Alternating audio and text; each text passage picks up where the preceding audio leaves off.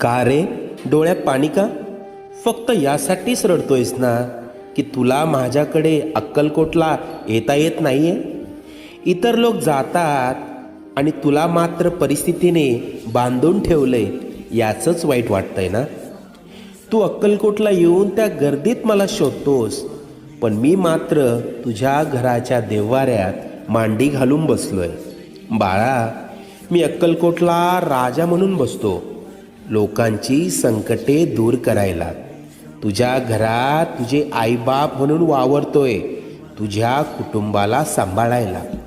आजपर्यंत तुझ्याबरोबर जेवढं वाईट व्हायचं होतं ते होऊन गेलंय. आता येथील सुखाचे सोन्यासारखे दिवस.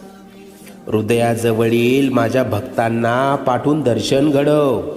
निश्चिंत राहा, सगळं मनासारखं होईल.